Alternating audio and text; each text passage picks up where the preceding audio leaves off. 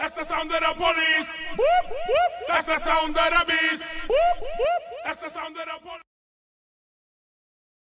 Welcome to the 10th tutorial on Theme C. We will be looking at ways of reducing crime in your community, different methods of preventing crime, and what punishments that may be given out if preventative methods don't work.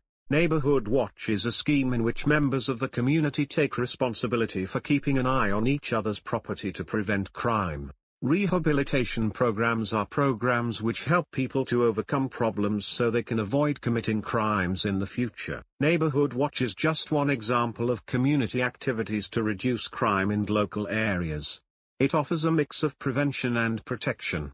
There are other examples of this from across the country. Community Triggers allows people who have been affected by antisocial behavior to call for a review with all the organizations that are involved in the problem. Change Grow Live are a Manchester-based organization that helps support people with drug and alcohol addiction, such as offering one-to-one sessions with recovery workers. There is a debate about the best way to deal with crime and criminals. Some people want to lock people up and throw away the key, but others look for effective ways of preventing people reoffending or getting involved in crime in the first place. One way is by supporting children. People who commit crimes often have deprived family backgrounds and poor education. There is a strong link between children who have experienced abuse and neglect, and future crime. Support for families and schools in deprived neighborhoods is important in preventing crime in the future. Another way is by reducing opportunities.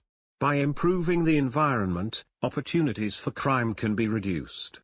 Better lighting on streets and in hidden corners of shopping centers or housing all help. By reducing access to drugs, alcohol and weapons, people are less likely to have the opportunity or desire to commit crimes.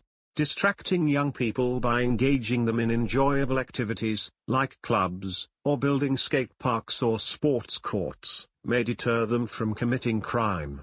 Cashback schemes could also be in place to reward those who change their habits. Reducing the chance of people getting away with crimes is a strong deterrent. This can be done by having more police and community schemes. By developing a stronger trust in our legal system and concern and communities, fewer people are likely to offend. Keeping people in touch with their families when they are in prison and helping them to find work when they leave both help people not to reoffend. Rehabilitation programs while they are in prison also help. Since many prisoners suffer from drink and drugs problems, it is important to give them proper support.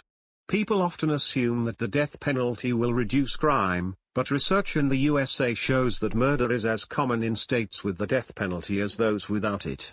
Prison does protect people from crime, but it also makes people more likely to reoffend, especially young people and adults with short sentences. Suspended sentences work well because offenders are told that if they offend again in a given time period they will go to prison.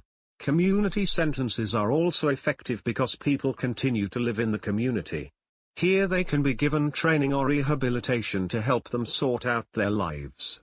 These sentences are considered by some people to be a soft option, but they are much more successful at reducing reoffending, which is good for the community too. Fines are less effective than suspended sentences and community orders, probably because they are a one-off payment without any follow-up.